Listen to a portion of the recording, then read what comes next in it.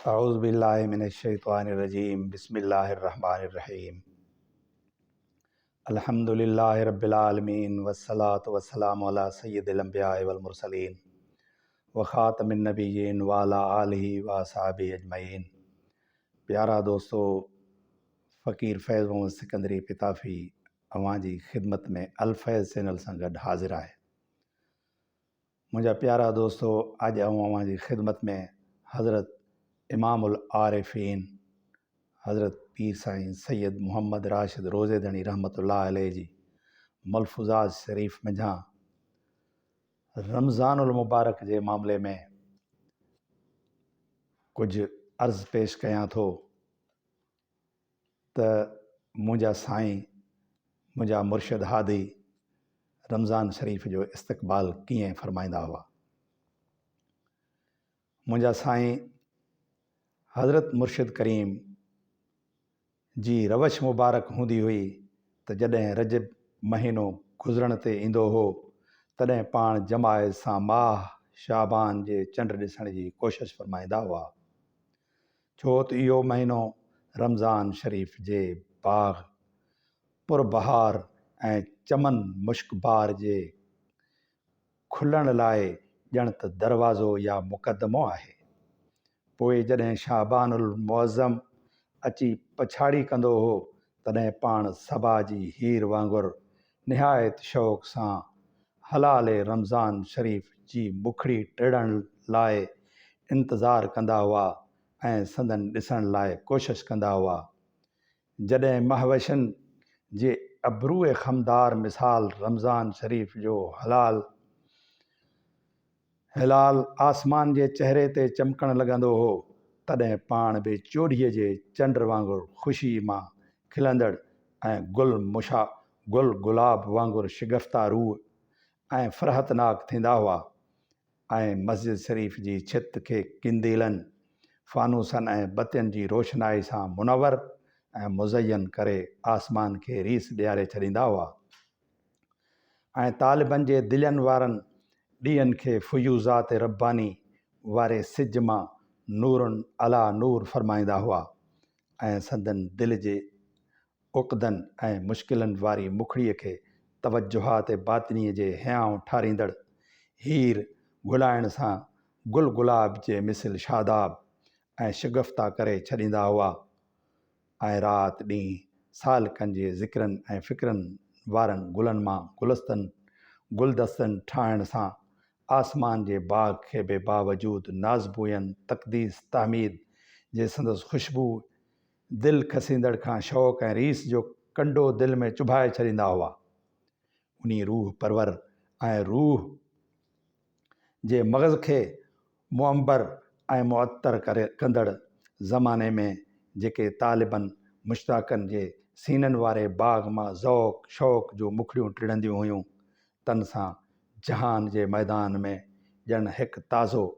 ऐं नओं बहारिस्तान खुली वेंदो हो ऐं सिकायलनि जूं अखियूं रमज़ानुल मुबारक जे सभु कंहिं राति खे लैलतुल क़द्र सम्झी नरगस वांगुरु सॼी राति टिड़ियल ऐं बेदार रहंदियूं हुयूं। सुबहान अल्लाह व बिहम्दिही, सुबहान अल्लाहिल अज़ीम। हे मुंहिंजो मुर्शिद करीम बेऐनिही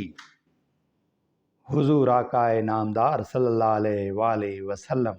वांगुरु रमज़ानुल मुबारक जो इस्तक़बाल फ़रमाईंदा हुआ। मुंहिंजा साईं असांजे हज़रत मुर्शिद करीम खे मुहियुस सुन्नत जेको नालो ॾिनो वियो आहे उहो इहो ई आहे जो पाण सरापा हुज़ूर अलैहि सलात वसलाम जे नक्शे क़दम ते हलिया। तव्हां हादीस मंझां मालूम कयो हूंदो त हुज़ूर आकाए नामदार सल्लल्लाहु अलैहि वसल्लम जन कीअं रमज़ानुल मुबारक जो इस्तक़बाल फ़रमाईंदा हुआ। बेआइनिही असांजा मुर्शिद बि ईअं ई रमज़ानुल मुबारक जो इस्तक़बाल फ़रमाईंदा हुआ। त मुंहिंजा साईं अॻिते मुर्शिद करीम असांजे मुर्शिद करीम फ़रमायो त जेको माण्हू पोरिहत कमकार वारा आहिनि जेके माण्हू पूरे हथ कमकार वारा आहिनि तन खे खपे त जेके 11 महीननि में कमकार ऐं पूरो कनि सो माह मुबारक में फ़रहत सां वेही खाइनि ऐं धंधे जो हिर्स न कनि। छो त जेको शख़्स रमज़ान मुबारक में रमज़ान मुबारक फ़रहत ऐं आराम सां गुज़ारींदो उन ते ॿिया 11 महीना बि आराम ऐं जमियत सां गुज़रंदा। बेअन ही हुज़ूर आका इनामदार सल्लल्लाहु अलैहि वसल्लम जे फ़रमान मुताबिक़ त मुंहिंजे आका इनामदार फ़रमायो त 11 महीना तव्हां कमायो ऐं ही रमज़ान मुबारक जेको आहे उहो अव्हां पंहिंजे मथां ऐं पंहिंजे अहल जे मथां फ़रहत वारो कयो ऐं आराम कयो ऐं उन्हनि जे मथां सख़ा कयो। त मुंहिंजा साईं ही मुंहिंजे मुर्शिद करीम जो फ़रमान बेअन ही आका इनामदार सल्लल्लाहु अलैहि वसल्लम जे फ़रमाननि मुताबिक़ आहे। पर अॼुकल्ह ॾिठो पियो वञे त हैफ़ अथई मुसलमान जो तूं रमज़ान शरीफ़ में अफ़सोस जी ॻाल्हि इहा आहे त रमज़ान शरीफ़ में ई मुसलमान महांगाई करे हर शइ ॿीण टीण ॾहूण ते करे ज़ख़ीरा अंदोज़ी करे मुसलमाननि जे मजबूरी मंझां फ़ाइदे वठण जे लाइ मजबूरी मंझां फ़ाइदे वठण लाइ मुसलमान हिकिड़े ई रमज़ान में 11 महीननि जो सामान ठाहिण जी कोशिशि थो करे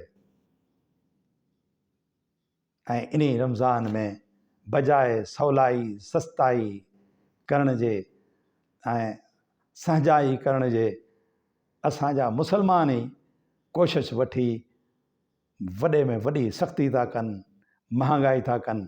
फ़क़ति इन रमज़ान में ई 12 महीननि जो या ॿियनि 11 महीननि जो सामान ठाहिण जी कोशिशि था कनि। याने हिन महीने में